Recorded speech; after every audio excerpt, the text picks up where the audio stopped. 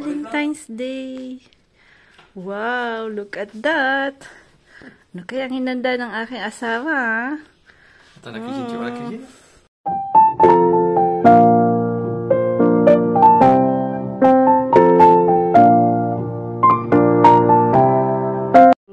tayo. Ito po yung Hoya. Nagdala po nito si Kainaman na po. Hoya cornosa po to.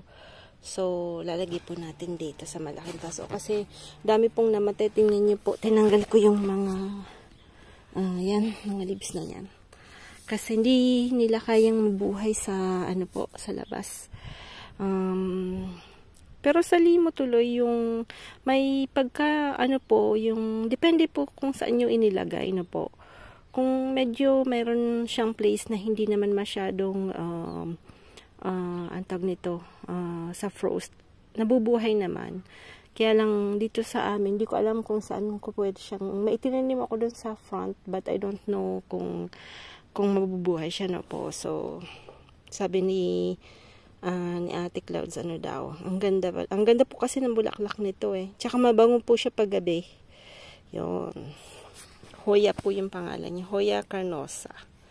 So, tatry natin i-transplant dito. Tapos, ipapasok ko din po. Ayan po, sorry po kasi na-double upload ko yung nakakamadali ko kanina umaga. Hindi ko na-check na mali yung pagka-upload ko nung aking video na po. Sorry po kasi alam mo naman si Manay. Sa kapagudan ni Manay, naulingling ba? Si Taranta. Na-load ko din yung dati kong load. Sabi ko, parang parehas ng oras. Sabi ko, imposible naman. Yung pala, the same po yung na-load ko. Sorry po. Tonight po, ayan, pritong isda ulit kami. Namis ko yung, ewan ko kung anong tawag sa isdang ito na po. So, ang tawag dito, Merla. Merli. Kung si Merla ba? Na magician na po, yung pantawag nila. So, dapat ito po yung uulamin namin, no? Kasi sa amin hindi kumain. Nag-noodles lang siya. So, tonight, ito po yung kakainin namin.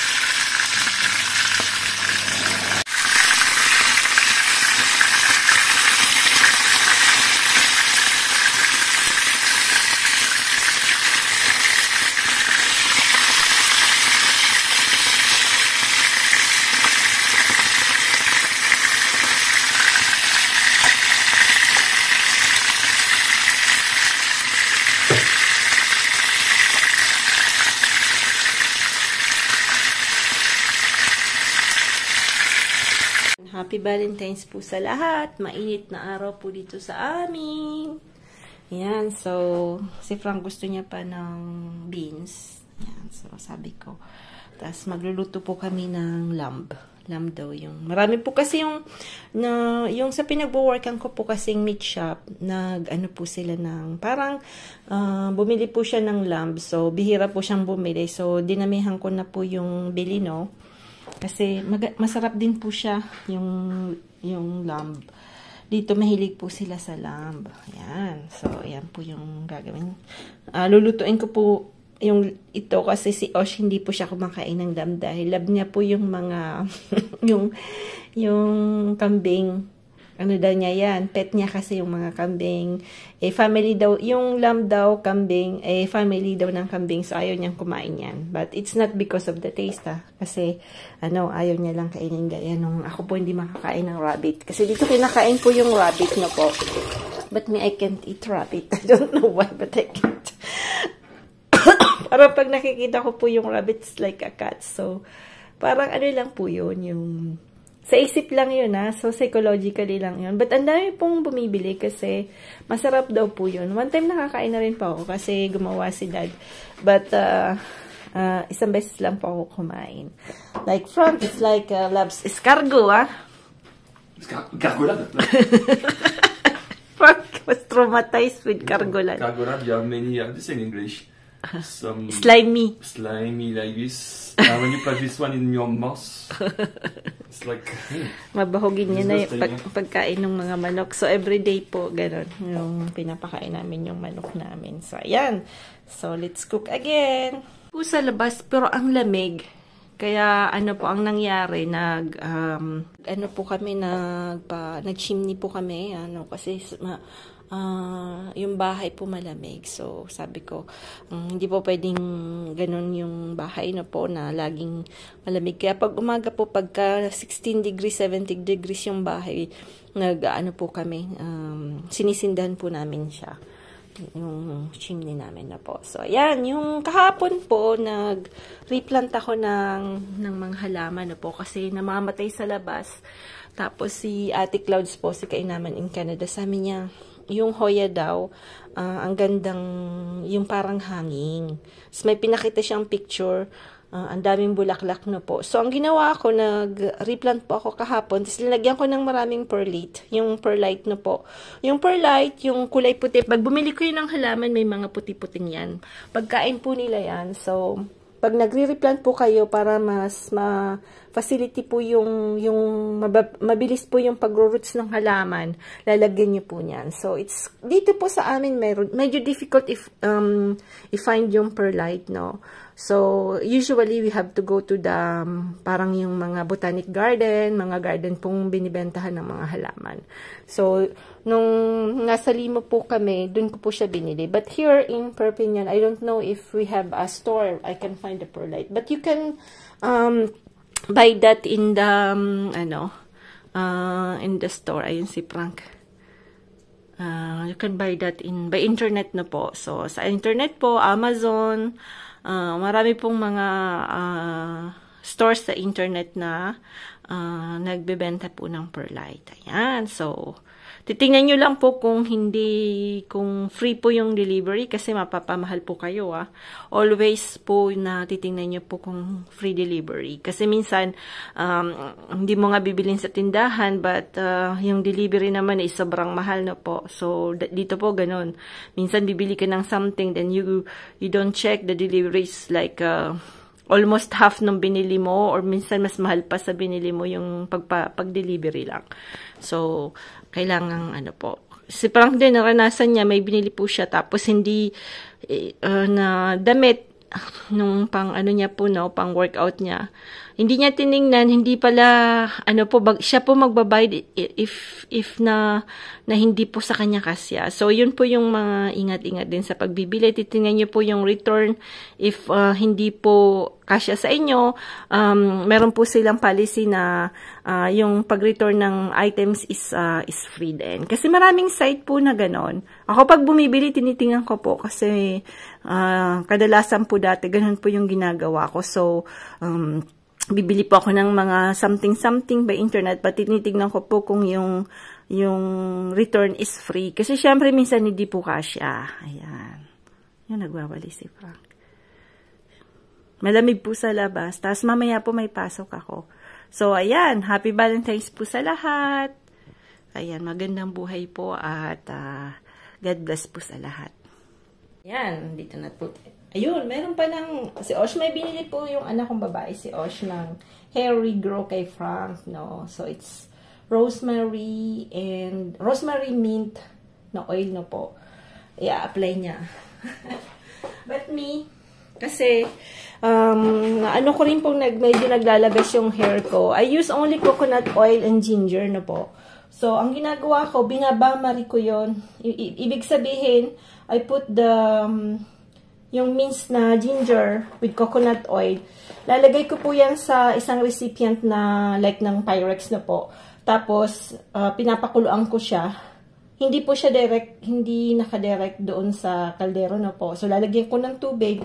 Tapos, ipapatong ko po yung Pyrex. Tapos, doon ko po, parang papakuluan lang siya. Ganon yung ginagawa ko sa aking hair na po. So, ano lang ang ginagamit ko? Ginger, home remedies. Pero maganda po nakikita ko pong tumutubo yung gilid ng dito ko sa hair ko na po. Sa gilid na tumutubo. Yan, mabalik tayo dito. So, kailangan po natin ng onions. Ng tomato na po. Para yung sauce ng lamb, mayroon po siyang sauce. Yun po yung magpapasarap. So, kailangan medyo, lang, maliliit. Yan, maliliit dapat.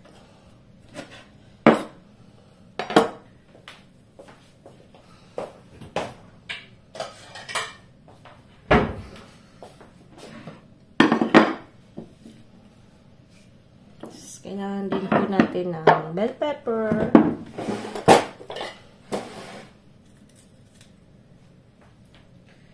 Ayan. Ito natin nalagay.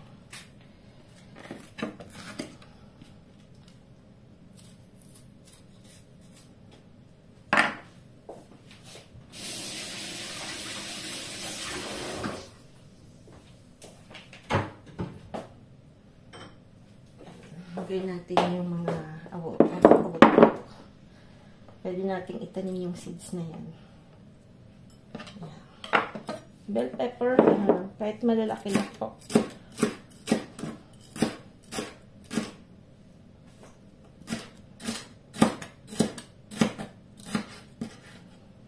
Pwede naman liitan.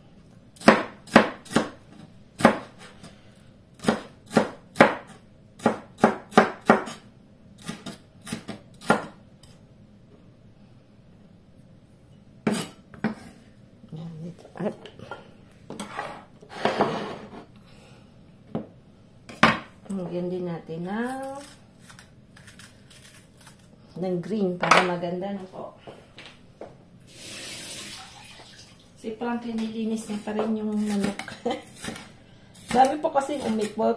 Dati hindi sila masyadong umiipot dun sa tulugan nila na po. Pero ngayon, nung namatay si Rebel, aba, ewan ba nangyari? Doon, lagi po sila iniiputan na nila yung tinutulugan nila. Doon pa sila nangingitlog. So, parang hindi maganda, di ba po? Tapos, tong carrots. Yan, malapit na si mamang pumunta ng Canada. Mararanasan niya rin po yung mag-travel ng medyo malayo na po. Medyo nakakapagod But, kasama niya naman si Ate Jinky, so it's okay. At least, kahit 82 na po si Mama, no? 1942 ba si Mama? Okay, 82 po siya this year. Kasi yung sila Mom and Dad po, yung parents ni Frank, gusto sana po namin papuntahin sa Pilipinas na po.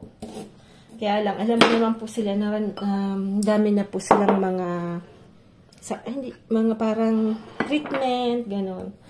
So, parang ayaw nila, natatakot po silang magkasakit doon sa Pilipinas. Saka yung layo ng biyahe. Iba po yung gaya sa atin, yung tayo kasi masyado tayong hindi masyado tayong natatakot sa gano'n na po. Lagi nating pinapadjust pag gano'n. But yung European thinking po kasi is not the same. Iniisip po lahat nila, wino-worries po nila lahat. So, may disadvantage, may advantage din po. Kasi sometimes you don't profit life when you work. Kahit hindi pa po nangyayari, iniisip nyo na pong mangyayari. So, it's really something na iwasan din po natin masyadong mag-worry. Although, siguro halfway lang po, no? Kasi kung masyado tayong warrior, pangit din.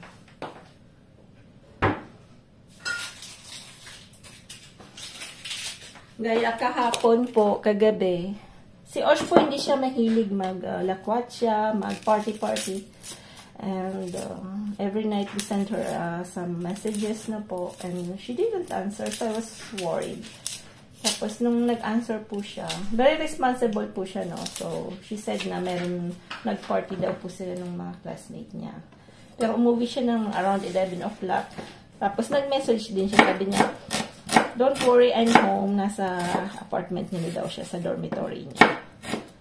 So, although kahit 20 years old na po siya, no? Siyempre dito po ang dami. I mean, I think all over the world may I mean, may mga taong hindi pwedeng pagkatiwalaan, di ba po? So, we're always worried, lalo ng pagbaba yung anak nyo. I mean, you're always worried. Yan. So, patabilon si Panay, ha? Sobrang dali. Diyos ko, Mio. So, lagyan din po natin ng bawang.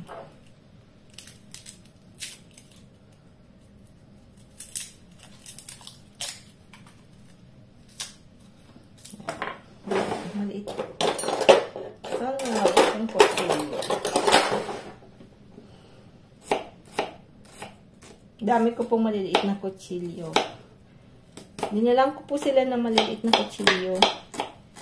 Kasi, pang mangga, yung pag ano po kayo ng Indian mango na po. So, nagdala po ako ng maliliit na ganito. Ngayon, hindi ko na masyadong nahanap. Kasi ito po na bibili ko doon sa Limo, no? But now, we don't live there. So, wala na. 30 cents lang yung ganito. Mura, di ba po? Tapos, vintage pa. Yan, dito na tayo.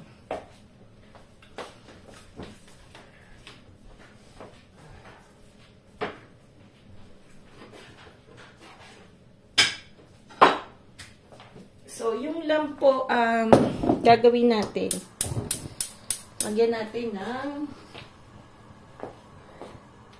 oil.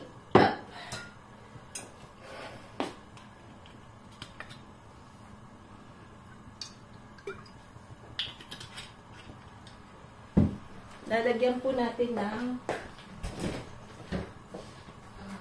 ng konting margarine. Yung margarine na pang-cook na po. Kasi ganun po yung ginagawa ng mga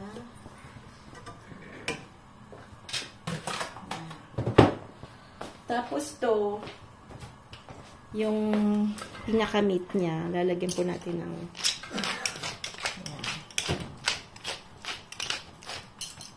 ano lang po yan, ang tawag nito, paminta lang po yan. So that's konting asin. So, pag gamit po kayo ng margarine, you always put some some oil, no? Kasi para wag po siyang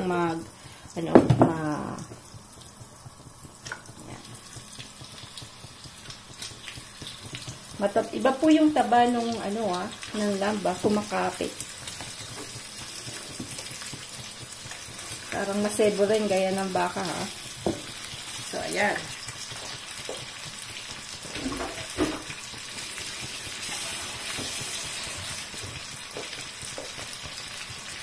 Ito rin lang natin.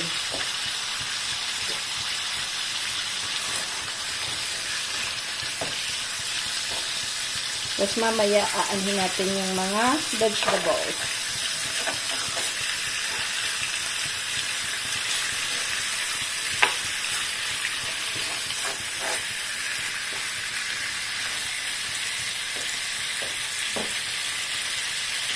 Lalagyan po pala ako ng patatas, no? Lalagyan natin ng potato. Lagyan po natin ulit.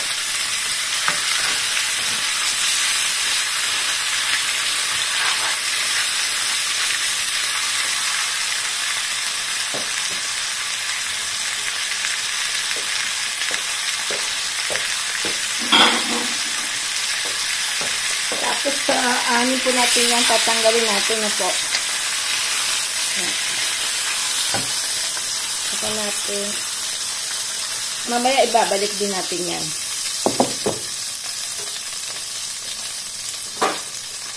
Yan. Bawang. Wag na po natin lagyan ng oil kasi mag-oil po yan, ha. So, sibuyas.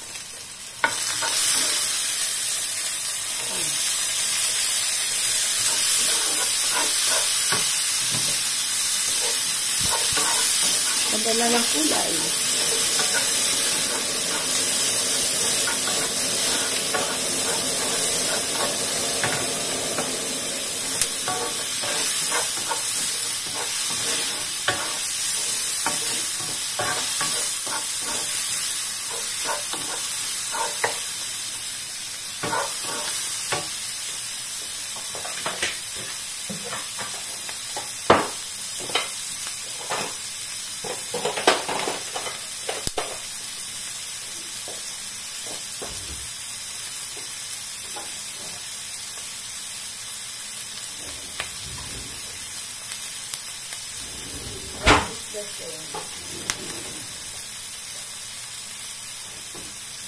Yan, lalagyan po natin ng curry, no? Ng curry ulit.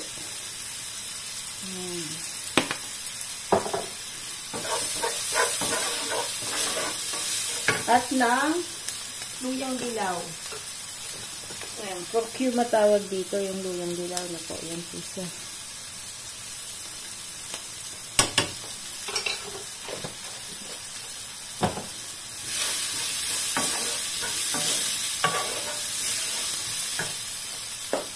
Tapos, palagay na natin itong mga ingredients na ito. Dapat kasi medyo magluto-luto yan.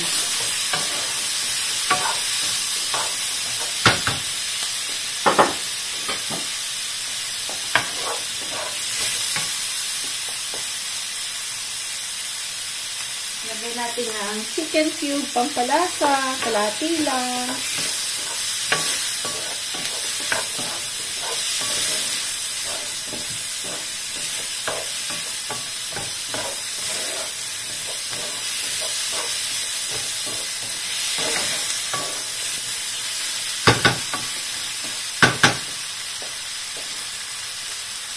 Tapos yung patatas na po.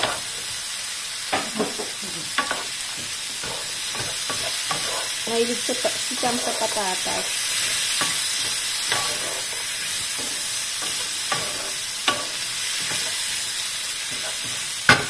Tapos, lagyan natin ng konting water. Konti lang pong water, no?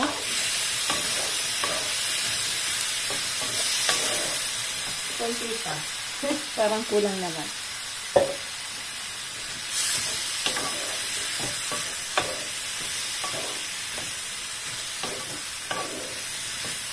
At lalagyan natin ng sili.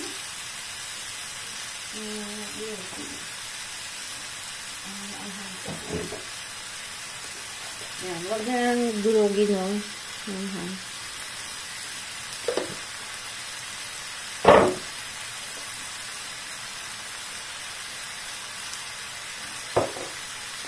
Yan na.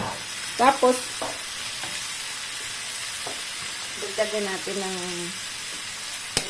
spice.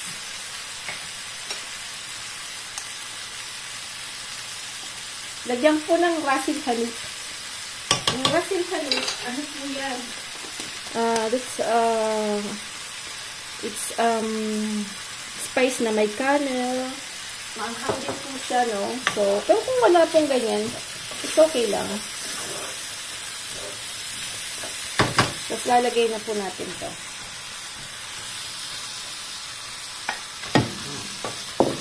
Yan na po yung ating luto.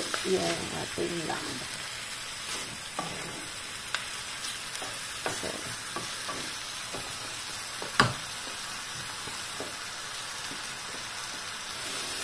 sobrang bango po. Si Frank, magugutom na naman yan. Lagyan ko ulit ng konting water, no? Magugutom na naman yung si Frank. At yan ay papakulaan natin ng dahan-dahan lang. Slow cooking lang po yan. Ayan na po siya. Ayan. Ako po kasi gusto ko yung linuluto ko. Maraming gulay na po. Mas masarap po kasi. But it's my choice na po. Ayan. Happy cooking po sa lahat. Ayan. Ito yung tinanim natin. Didiligan natin. Ayan. So, ready ko na po siya. Ayan. Pero bawal pumunta dito yung mga manok, ha. Kasi i-destroy nila lahat.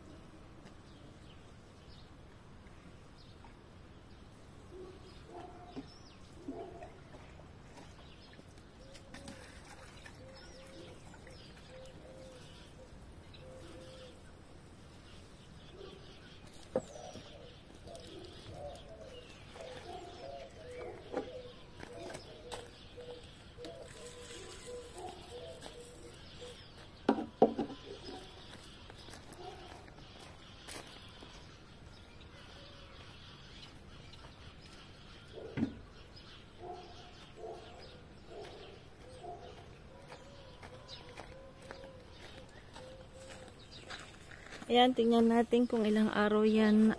February, ngayon? 14 na po. Happy Valentine's Day. Titingnan natin kung ilang araw bago siya tumubo yung mustasa na po. Kasi ang init na ngayon today. Ano po kung gaano kainit dito.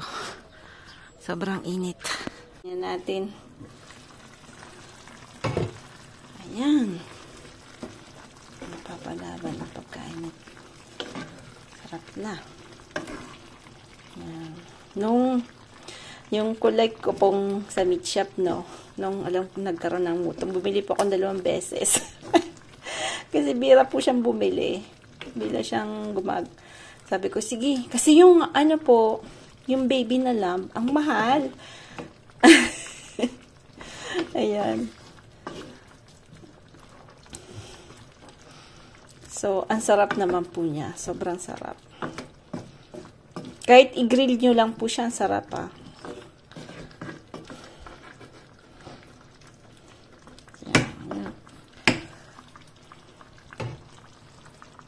Ito po yung, ayan na po. Tignan nyo po kung gaano yung sauce niya, no? Ayan. Sauce pa lang. Ano na po. Parang pinagmumukbang ng lalagyan po natin ng yung beans, no? Kaya lang, frozen yung beans natin dito, no? So, wala talagang magagawa. Frozen. Yan. Para medyo may konting greens. Yan.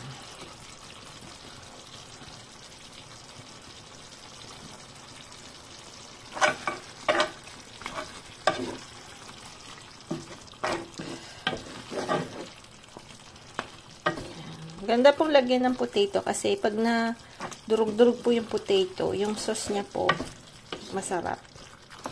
Yan. Tatakpan natin ng konti at pwede na yan. Yan. Yan na po. Masarap daw. Yan lang kakainin namin ngayong lunch. Si Sam po may driving lessons. Ayan. Bon appetit po sa lahat.